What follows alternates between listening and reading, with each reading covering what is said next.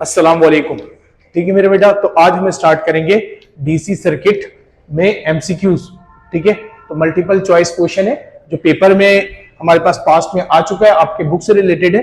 तो हम यहाँ पर इसकी सॉल्यूशंस को लेकर आए ताकि आप जो है उससे जितने भी टेक्निकल क्वेश्चन है टेक्निकली आप उसको सॉल्व कर पाए और सारी चीजों को समझ पाए ताकि हम अपने क्लास का टाइम मैक्सिमम बचा पाए। ठीक है ना, तो ये YouTube में आपके अपलोड किया जा रहा है। ठीक है, तो आप यहाँ पर सारे एमसीक्यूज को देख सकते हैं, हम एक एक करके डिस्कस करते हैं। तो मेरे बेटा पहला एमसीक्यूज है, आइए हमारे पास पहला एमसीक्यूज है रेसिप्रोकल ऑफ रेजिस्टेंस। हमने क्लास में बात की थी मेरे बेटा रेजिस्टेंस की रेसिप्रोकल इनवर्सली प्रोपोर्शनल था ना मेरे बेटा, दैट इज कंडक्टेंस। ठीक है ना, तो हमारे पास क्या था, कंडक्टेंस का है ना रेसिप्रोकल ऑफ रेजिस्टेंस। तो रेसिप्रोकल का रेजिस्टेंस क्या होता है मेरे बेटा, कंडक्टेंस। तो हमारे पास एमसीक्यू सही है conductance. By increasing the temperature of the metallic conductor resistance will be, क्या होगा मेरा बेटा, इंक्रीज। क्या हो जाएगा, इंक्रीज। याद करो हमने क्या बात की थी कि टेम्परेचर अगर इंक्रीज करेंगे तो मॉलिक्यूलर वाइब्रेशन बढ़ जाएगी। क्या बढ़ जाएगी, मॉलिक्यूलर वाइब्रेशन। और मेरा बेटा मॉलिक्यूलर वाइब्रेशन जब बढ़ती है तो याद रखिए फिर probability of collision, probability of collision क्या हो जाता है मेरा बेटा, इंक्रीज हो जाता है। इस वजह से हमारे पास रेजिस्टेंस भी क्या हो जाएगा, इंक्रीज हो जाएगा। The resistance of super conductor, super conductor की अगर हम देखें तो कंडक्टर सुपर है। ठीक है मेरा बेटा, तो आप जब भी कोई कंडक्टर बनाएंगे, सोचे कोई चीज बनाने जा रहे हैं और आप कंसीडर करें वो सुपर हो, आइडियल हो, ठीक है ना, तो हम कंसीडर करते हैं वहां पर रेजिस्टेंस हो ही ना। जाहिर सी बात है अगर कंडक्टर आप अपने हिसाब से सुपर बनाना चाहते हैं तो मेरा बेटा तकरीबन हमारे पास क्या होना चाहिए, रेजिस्टेंस 0 होना चाहिए। ठीक है, तो हमारे पास क्वेश्चन नंबर मेरा बेटा 4 है।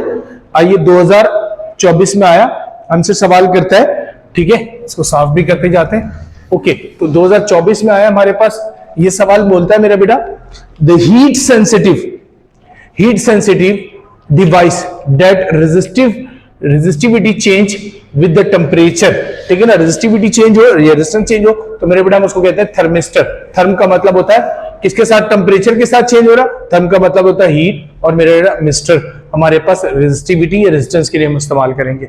ओके, नेक्स्ट क्वेश्चन मेरे बेटा 2024 में आया, ये हमारे पास क्या रहा है, अ पॉइंट चार्ज Q1। ठीक है, याद रखो Q1 हमारे पास 2 कूलम है और is located at a distance D away from 2 coulomb charge. ठीक है, तो sorry Q2 is equal to 6 coulomb charge. तो मेरा बेटा फोर्स बताइए F12 टू F21। ठीक है ना, तो हमारे पास आपसे बोला देखो क्या है मेरा बेटा, लेट सपोज ये चार्ज है Q1 और ये मेरा बेटा चार्ज है Q2। अब याद रखो यहां पर इन दोनों के दरमियान, यहां पर आ लेते हैं हम बीच में। ठीक है, अगर तो Q1 मेरा बेटा यहां पर चार्ज है, दूसरा चार्ज है Q2, दोनों प्लेस किए गए मेरे बेटा किसी डिस्टेंस D पे। ठीक है ना, अब Q1 जो फोर्स लगा रहा है Q2 पे, Q1 जो फोर्स लगा रहा है Q2 पे, तो ये बना मेरा बेटा F12। ठीक है ना, force applied by 1 on to 2। और दूसरा हमारे पास मेरा बेटा फोर्स लगा रहा है 2, किस पे लगा रहा, 1 पे, F force applied by 2 on to 1। तो मेरा बेटा चाहे 1 2 पे लगाए 2 1 पे लगाए, तो याद रखिए दोनों का मैग्नीट्यूड दोनों पे डिपेंड करता है। फोर्स याद करो, फोर्स इज इक्वल टू क्या था, K Q1 Q2 upon R square, तो दोनों के प्रोडक्ट पे। तो चाहे मैं 1 2 लो 2 1 लो, सिर्फ जगह चेंज हो जाएगी, 1 2 हो गया और 2 1 कर दूं तो कोई फर्क पड़ेगा। 3 को 2 से मल्टीप्लाई करूं और 2 को 3 से मल्टीप्लाई करूं तो कोई फर्क पड़ेगा, दोनों में आंसर क्या आना है, 6। तो याद रखिए दोनों में मैग्नीट्यूड ऑफ फोर्स सेम आएगा। तो मैग्नीट्यूड ऑफ फोर्स चाहे 1 2 में देखें या 2 1, दोनों का मैग्नीट्यूड ऑफ फोर्स क्या होगा, 1 इक्वल होगा। तो 1 2 को 2 1 से डिवाइड करेंगे, ये हमारे बुक का क्वेश्चन है। ठीक है, तो मेरा बेटा आंसर आना चाहिए 1। दोनों का वैल्यू सेम है तो डिवाइड करेंगे तो आंसर आएगा 1। अब मेरे बेटा आते हैं क्वेश्चन नंबर 2023 में। ठीक है, 2023 में हमारे पास क्वेश्चन आया, हमसे कहता है 1 ampere current flow through 2 metre wire. ठीक है ना, the charge flow through it in 2 hours. ठीक है, चार्ज फ्लो मेरा बेटा करंट क्या होता है, flow of charge Q upon T मेरा बेटा। अब हमारे पास टाइम कितना बोला है, 2 आवर्स। तो मेरा बेटा इसको सेकंड्स में कन्वर्ट कर लीजिए। ठीक है ना, सेकंड्स में हम कन्वर्ट करेंगे तो 2 आवर्स को मेरा बेटा 2 मल्टीप्लाई बाय 60 मल्टीप्लाई बाय 60, तो कितना बना 7200 सेकेंड। ठीक है, तो ये हमारे पास 2 घंटे में इतने सेकंड्स बने।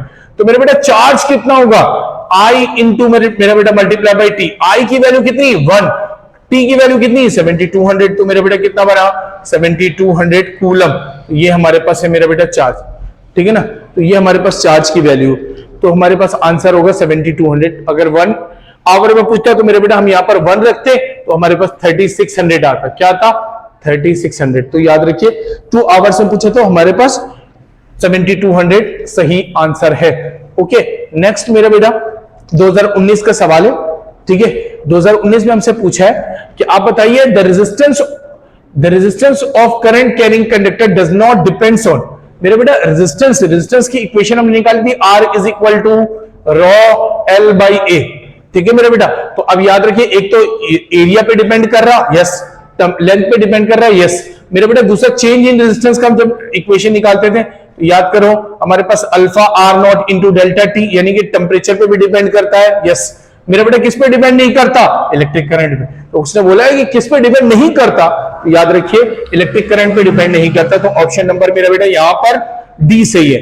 आइए, इलेक्ट्रिकल कंडक्टर कंटेन्स, मेरे बेटा एक कंडक्टर है वो क्या क्या कंटेन करता है, फ्री इलेक्ट्रॉन्स, बाउंडेड इलेक्ट्रॉन्स, और मेरा बेटा बोथ ऑफ दीज, और neither free neither nor bounded. तो मेरे बेटा याद रखो कोई भी एटम है अगर हमारे पास उसके अंदर हम देखें ये न्यूक्लियस है, इलेक्ट्रॉन ले लिया, अब मेरा बेटा जो फ्री इलेक्ट्रॉन्स होते हैं, लेट्स सपोज वो मेटेलिक कंडक्टर में जो इलेक्ट्रॉन एटम को छोड़ जाते हैं, इलेक्ट्रॉन को छोड़ देंगे तो मेरा बेटा ये क्या बन जाएगा आइंस, तो इलेक्ट्रॉन जब एटम को छोड़ गए तो वो आइंस बन गया, अब आइंस बन गया एटम, तो याद रखिए कि हमारे पास ये इलेक्ट्रॉन कहलाते हैं फ्री इलेक्ट्रॉन्स, ठीक है, ये फ्री इलेक्ट्रॉन्स कहलाते हैं, और मेरे बेटा जो अंदर है that is called bounded electron, क्या कहलाते हैं बाउंडेड इलेक्ट्रॉन, तो बाउंडेड इलेक्ट्रॉन और फ्री इलेक्ट्रॉन, ठीक है, दोनों इलेक्ट्रॉन, तो अब याद रखिए एक मेटेलिक कंडक्टर में दोनों होते हैं, फ्री भी होता है और बाउंडेड, तो बोथ ऑफ दीज होगा, ठीक है, ऑप्शन नंबर सी सही है, ठीक है।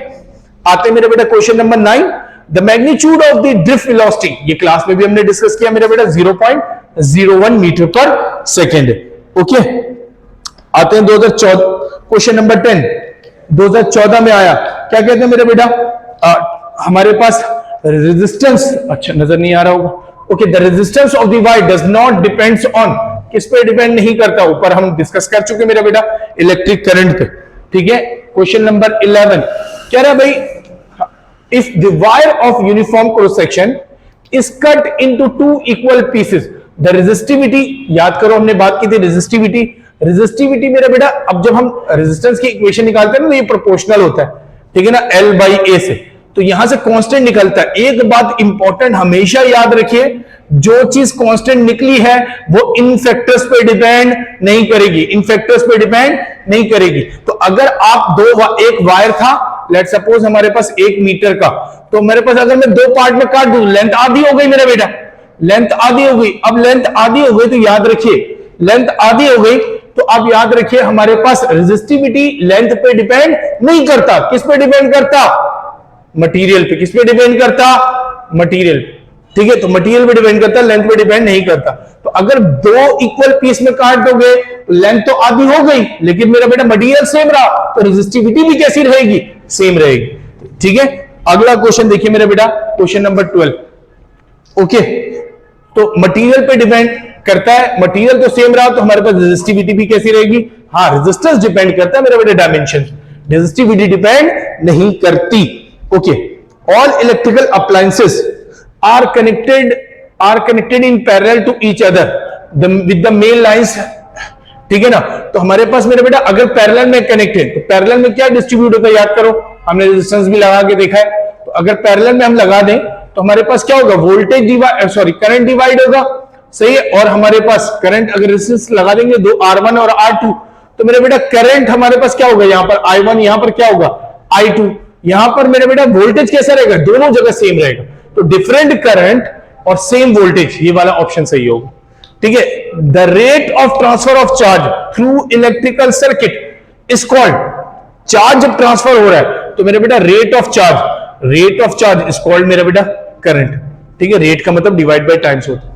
ओम्स लॉ इज ओबे इन, किसमें ओबे करता है मेरा बेटा, मेटेलिक कंडक्टर के लिए ओबे करता है, और किसी के लिए कंडक्टर हमारे पास एलिजिबल नहीं होता, जहां पर मेरा बेटा याद रखिए यहां पर करंट और वोल्टेज आपस में डायरेक्टली प्रोपोर्शनल हो, तो वहां पर मेरे बेटा ये जो डायरेक्टली प्रोपोर्शनल होता है वो सिर्फ मेटेलिक कंडक्टर में होता है, बाकी जगहों पे नहीं होता। सेमीकंडक्टर में तो याद रखिए सिर्फ मेटेलिक कंडक्टर ऑप्शन सही है, अदर ऑप्शंस सही नहीं है।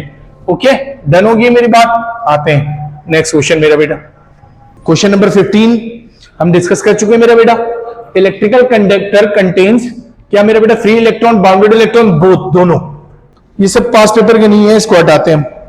ओके मेरा बेटा, जो पास पेपर के हम उसको डिस्कस करेंगे सिर्फ, ठीक है ना, जो पास पेपर के सिर्फ हम उसको डिस्कस करते हैं। ओके, तो जो पास पेपर का नहीं है हम उसको डिस्कस नहीं करते। ओके, तो लिखा है मेरा बेटा, यहां पर आइए, पावर डिसिपेशन से सवाल है। पावर डिसिपेशन से सवाल है, कहता है कि 2022 में सवाल आया, कह रहा है हमसे 2.2 किलोवाट इलेक्ट्रिकल आयरन ऑपरेट्स, कितने को ऑपरेट कर रहा है, with 220 volt. The current draw, कितना करंट ड्रॉ होगा मेरा बेटा। अब power is equal to P is equal to V I था, ठीक है ना। अब याद करो किलो लिखा है मेरा बेटा, इसको 1000 से मल्टीप्लाई करना पड़ेगा, ये क्या बन जाएगा 2200, क्या 2200 वॉट, ठीक है 2200 वॉट, ठीक है। तो अब मेरा बेटा क्या होगा, करंट आपसे पूछा है, करंट हो जाएगा P अपॉन मेरा बेटा V। P कितना है 2200 मेरा बेटा, डिवाइड बाई 220, ठीक है। तो अगर हम 2200 को से डिवाइड करेंगे मेरे बेटा 10, तो हमारे पास करंट कितना आ जाएगा 10 एम्पियर आ जाएगा, याद रखो 10 एम्पियर आ जाएगा, सही। तो हमारे पास 10 एम्पियर आ जाएगा, पहले 2200 से मल्टीप्लाई करना पड़ेगा। ओके, डन है मेरी बात। आगे आते हैं, मेरा बेटा कह रहा है 4 बल्ब्स ईच ऑफ पावर, ठीक है ना, हर एक की पावर दी हुई है 10 watt, 20 watt, 30 watt, 40 watt, are connected in series. The bulb will shine more, मेरा बेटा जिसकी पावर ज्यादा होगी वो शाइन ज्यादा करेगा मेरा बेटा, तो 40 वॉट वाला पावर ज्यादा शाइन करेगा। एनर्जी बोला है मेरा बेटा, एनर्जी याद रखिए, पावर नहीं, एनर्जी। तो एनर्जी डिसिपेटेड इन मेरा बेटा रेजिस्टर, तो क्या किसके बराबर होता है, पावर डिसिपेशन याद करें आई स्क्वायर इंटू आर, ठीक है ना। और एनर्जी क्या होता था, energy upon time is equal to I square into R, energy is equal to I square R into T, ठीक है ना, that is your energy equation. तो I square into R, I square R into T, तो मेरे बेटा that is energy dissipation. अगर power dissipation बोलता तो आई स्क्वायर इंटू आर होता। ओके, नेक्स्ट क्वेश्चन देखिए मेरा बेटा, 2022 में आया, ठीक है। 2022 में कहता है 12 volt battery of internal resistance, मेरे बेटा इसका इंटरनल रेजिस्टेंस कितना है, इंटरनल रेजिस्टेंस स्मॉल आर को कहते हैं मेरे बेटा। करंट कितना पास हो रहा, करंट पास हो रहा मेरे बेटा 10 एम्पियर। तो आपसे बोला है अगर बैटरी का मेरा बेटा हमारे पास इतना वोल्ट है और इंटरनल रेजिस्टेंस हमें दिया हुआ है, करंट इतना पास हो रहा है, तो charger must be of this volt, कितने वोल्ट का चार्जर लगाना पड़ेगा मेरा बेटा, याद करो हमारे पास अब चार्ज हो रहा है, इसका मतलब है तो चार्ज हो रहा है, तो याद करो V इज इक्वल टू किसके बराबर था, E plus I into R, है ना। डिस्चार्जिंग में क्या होता था, E माइनस आई आर, ठीक है। तो अब चार्ज हो रहा है, तो चार्ज हो रहा है तो याद रखिए टर्मिनल का पोटेंशियल ज्यादा होता था, ईएमएफ कम होता था। और हमारे पास अगर डिस्चार्ज हो रहा होता था बैटरी, तो हमारे पास ईएमएफ ज्यादा होता है और टर्मिनल पोटेंशियल क्या होता था, कम। तो हमारे पास मेरे बेटा यहां पर बना 12 मल्टीप्लाई बाय मेरे बेटा आई कितना है 10 मल्टीप्लाई बाय मेरे बेटा आर कितना है 0.1, तो मेरे बेटा 12 multiply by 1 is equal to 13 volt, ठीक है। तो V is equal to 13 volt. Okay, अब battery of EMF internal resistance EMF E internal resistance R current I draw from it the terminal potential V is मेरा बेटा किसके बराबर होता है, अगर एक बैटरी है जिसकी ईएमएफ इतनी है internal resistance and current draw from it, current निकल रहा है उसमें से, तो इसका मतलब वो डिस्चार्ज हो रहा है, तो डिस्चार्ज होगा तो मेरा बेटा याद करो उसमें इक्वेशन प्लस में आएगा, E is equal to V plus I into R, ठीक है ना। उस तरफ भेज देंगे मेरा बेटा माइनस आई इंटू आर हो जाएगा, ठीक है। 2011 आपसे कहते हैं हाँ, two wires of resistance R1 and R2 are connected in series, दो वायर है मेरा बेटा, अब दोनों में हमारे पास कनेक्ट किससे किया गया है, सीरीज में। तो R1 is greater than R2, तो बताइए हीट वुड किसमें ज्यादा निकलेगा मेरा बेटा, याद करो हमारे पास सीरीज में लगाया ना, तो सीरीज में हो तो करंट सेम रहता है, तो पावर डिसिपेशन का जब भी इक्वेशन लगाओगे ना, तो किसमें ज्यादा हीट डिसिपेट होगी, तो पावर डिसिपेशन लगाओगे आई स्क्वायर इंटू R1, और मेरे बेटा दूसरे में पावर लगाओगे P is equal to I square into R2, ठीक है। तो मेरा बेटा याद रखो, जिसकी रेजिस्टेंस ज्यादा होगी पावर डिसिपेट भी वहां पर ज्यादा होगा। तो R1 ज्यादा है, पावर डिसिपेट भी P1 में ज्यादा होगा, तो इसीलिए मोर किसमें डिसिपेट होगा मेरा बेटा? R1। ठीक है ना हमारे पास। तो याद है commercial unit of electrical energy, हमारे पास जो बिजली आती है वो किस कमर्शियल यूनिट में आती है मेरा बेटा? याद रखिएगा, ये पेपर में एक दफा बच्चे ने गलत भी कर दिया था। ठीक है, ये हमारे पास याद रखें यहां पर कि इलेक्ट्रिकल एनर्जी की कमर्शियल यूनिट क्या होती है? एनर्जी। ठीक है, एनर्जी बार बार बोल रहा हूं, पावर की यूनिट नहीं होती। तो किलोवाट आवर, एक दफा हमसे पूछा कि भाई एनर्जी की यूनिट, किलोवाट आवर किसकी यूनिट है? तो मेरे बेटा किसकी यूनिट है? एनर्जी की यूनिट है, पावर की यूनिट नहीं है। ठीक है, 2010 में बोला इलेक्ट्रिकल एनर्जी डिसिपेटेड, मेरे बेटा दोबारा से आ गया वो सेम सवाल। ओके, नीचे आते हैं क्वेश्चन नंबर मेरे बेटा 2010। अब हमारे पास 1 किलोवाट आवर, 1 किलोवाट आवर किसके बराबर है? वैसे ये पास पेपर का सवाल नहीं, लेकिन हम डिस्कस कर लेते हैं यहां पर। ओके, यहां पर हम डिस्कस कर लेते हैं। तो 1 किलोवाट आवर किसके बराबर होगा मेरा बेटा? ठीक है, 36 एक्सपोनेंट, बाज दफा लिखा हुआ 3.6 एक्सपोनेंट 6 जूल। ठीक है ना, तो ये सेम है मेरा बेटा, पॉइंट को शिफ्ट कर दोगे ये क्या बन जाएगा? 36 एक्सपोनेंट 5 जूल। ठीक है, तो 3.6 बोलूं, एक्सपोनेंट 6 बोलूं और 36 एक्सपोनेंट 5 बोलूं, मेरा बेटा दोनों कैसा रहेगा? सेम। ठीक है, तो अब मेरा बेटा resistance carries current I, power P and dissipate same the power dissipation if the resistor is same. अगर हमारे पास रेजिस्टर सेम है और करंट कितना हो गया? 3 मेरा बेटा। तो 3 टाइम्स अगर करंट को कर दोगे, देखो आपसे क्या बोला है? Resistor carries current I, power dissipated P, power dissipate हुआ उसमें P। अगर कह रहा है पावर डिसिपेटेड, कितना पावर डिसिपेट होगा इफ द रेजिस्टेंस कैरीज, मेरा बेटा करंट कितना मेरा बेटा सेम रेजिस्टेंस कैरी करेगा? तो याद रखो हमारे पास power dissipation I square into R। ठीक है ना मेरा बेटा, तो I की वैल्यू कितनी हो गई? 3 टाइम्स हो गई। अब तो 3 का स्क्वायर कितना हो जाएगा? 9I square into R। तो मेरा बेटा पहले वाला अगर हम देखें तो ये हमारे पास P1 है, बाद में हमारे पास ये R2 में लगा दूं यहां पर, ठीक है ना, सॉरी R लगा दूं यहां पर, तो मेरा बेटा पावर 2 कितना डिसिपेट होगा? P2 इज इक्वल टू क्या होगा? P2 is equal to 9 times of P1। That is your equation. ठीक है, ये आपकी इक्वेशन होती है। ओके, हाँ भाई, तो हमसे कह रहा है 3 रेजिस्टेंस लगे हैं इसमें मेरा बेटा सीरीज में। ठीक है, वैल्यू देख लें, 10 ohm, 30 ohm and 40 ohm connected in series. The current in 10, अब सीरीज में लगा, current in 10 ohm is 0.1 ampere. ठीक है मेरे बेटा, तो सीरीज में क्या सेम रहता है? करंट। तो अगर 10 ओम में 0.1 एम्पियर आ रहा है तो याद रखो 40 ओम में भी कितना आएगा? सेम करंट आएगा। इसी वजह से हमारे पास 0.1 ओम ही आंसर होना चाहिए। अगला क्वेश्चन देखते हैं मेरे बेटा 2022 का है।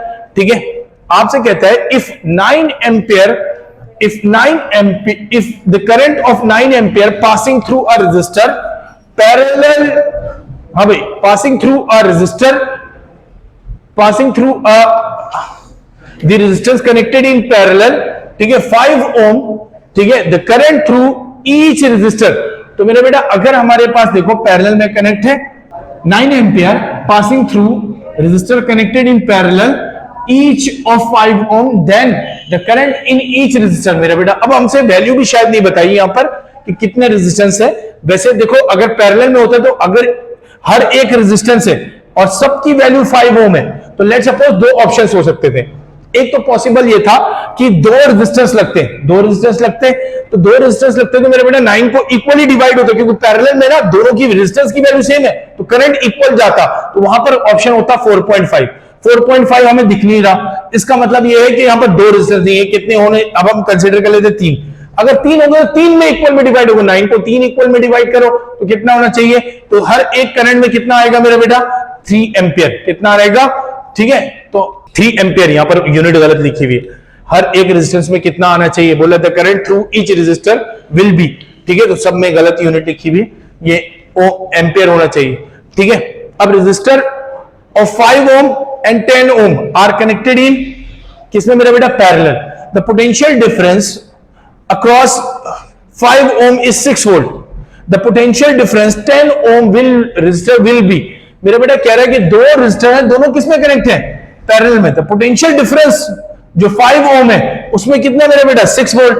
अब पैरेलल में क्या सेम रहता है, दोनों पैरेलल में वोल्टेज सेम रहता है, तो जितना वोल्टेज हमारे पास 5 ओम से गुजरेगा उतना ही 10 ओम से गुजरेगा मेरे बेटा, कितना बना 6 वोल्ट। ठीक है, 2013, ठीक है मेरे बेटा, आते 2013 में वही सवाल है, सेम तरीके से पूछा है, the resistors of 3 ohm 4 ohm 2 3 4 are connected in series, the current of through मेरे बेटा 2 ohm कितना है 1 एम्पियर, तो अगर हमारे पास 1 एम्पियर गुजर रहे तो 2 ohm रेजिस्टेंस से, तो मेरे बेटा सारे किस में कनेक्ट है, सीरीज में क्या रहता है सेम करंट, तो सब में से कितना गुजरेगा 1 एम्पियर। ठीक है, तो ये सारे एमसीक्यूज मेरे बेटा मैंने डिस्कस कर लिए। ठीक है, आई होप कि आपको समझ आया होगा, और अभी हम डिस्कस करेंगे आगे न्यूमेरिकल्स को, और न्यूमेरिकल्स को डील करते हैं फिर। ओके, मिलते हैं मेरे बेटा न्यूमेरिकल्स वाले पार्ट में। अल्लाह हाफिज।